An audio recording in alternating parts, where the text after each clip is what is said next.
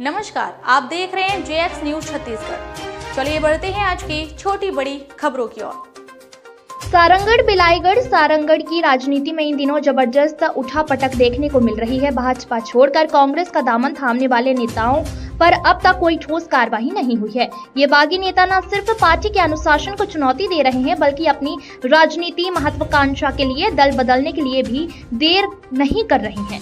यहाँ के अधिकांश नेता अवसरवाद की राजनीति कर रहे हैं। चुनावी समीकरण के अनुसार दल बदलना अब सामान्य बात हो गई है। कई परिवार ऐसे हैं जिनके सदस्य भाजपा और कांग्रेस दोनों में मौजूद है, ताकि वो भी पार्टी सत्ता में आए, उनका लाभ बना रहे।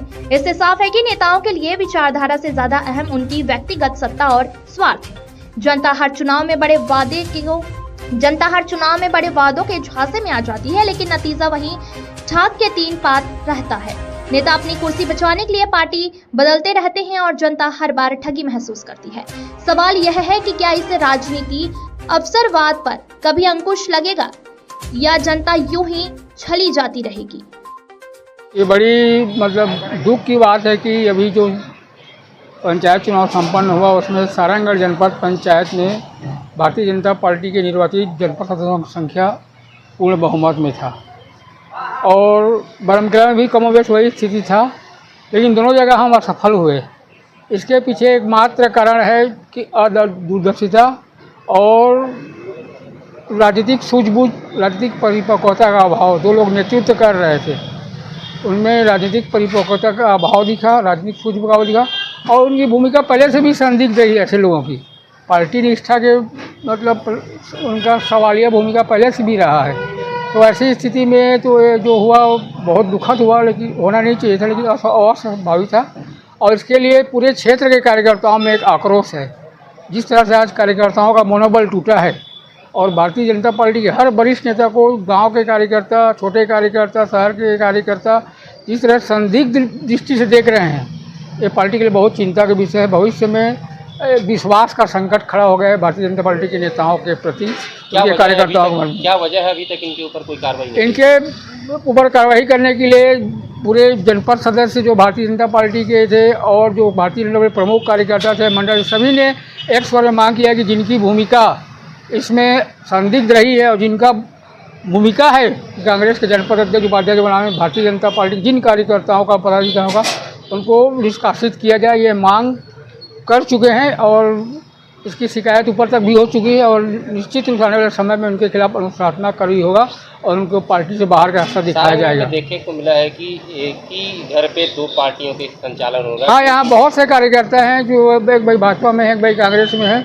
और दुखद और विडंबना ये है कि भारतीय जनता पार्टी के जो कार्यकर्ता हैं वे कांग्रेस के स्लीपर सेल की भूमिका निभाते हैं, कांग्रेस के पक्ष के लिए कार्य करते हैं। लेकिन जो कांग्रेस के ही कार्यकर्ता हैं वे भारतीय जनता पार्टी को कभी लाभ नहीं होता, भारतीय जनता पार्टी लाभ नहीं पहुंचाती। जैसे किसी घर में दो लोग, एक भाजपा एक कांग्रेस में है, तो उसका लाभ कांग्रेस को ही मिलता है, भाजपा को नहीं मिलता कि चलो ये फलना परिवार के व्यक्ति कांग्रेस में है तो उसका लाभ भाजपा को मिले। ऐसा नहीं होता। केवल गद्दारी और धोखा भारतीय जनता पार्टी में रहकर ही करते हैं। ऐसे लोगों की सूची बनाई गई है? ऐसे लोग चिन्हांकित है पहले से ही। उनको तो मौका ही नहीं मिलना चाहिए किसी प्रकार के संगठनात्मक गतिविधि में, संगठनात्मक चयन में, लेकिन अपनी जगह बना लेते हैं। यही दुर्भाग्य है पार्टी का। और आज जो स्थिति बनी हुई है, मुझे नहीं लगता कि आने वाले समय में हम अच्छा प्रदर्शन कर पाएंगे। बहुत चिंता का विषय है हमारे कार्यकर्ताओं के लिए, हमारे पार्टी के लिए। इस पर बहुत गहन चिंतन करना चाहिए पार्टी को और ऐसा उपाय करना चाहिए कि कार्यकर्ताओं का जो मनोबल है टूटा हुआ है वो फिर से वापस आए, कार्यकर्ताओं में एक आत्मविश्वास जगे और एक नई लड़ाई के लिए हम सब भारतीय जनता पार्टी कार्यकर्ता एकजुट होकर काम करें, ऐसा जरूरत है। सारंगढ़ की राजनीति किस रूप में लेते हैं, चाहे कांग्रेस हो या भाजपा? देखिए, सारंगढ़ नगर की ये दुर्भाग्य है, नगर का दुर्भाग्य है कि यहाँ ऐसे किसी भी सही जनप्रतिनिधि का आज तक सारंगढ़ को साथ नहीं मिला है। यहाँ के नेताओं के दोनों हाथों में लड्डू है।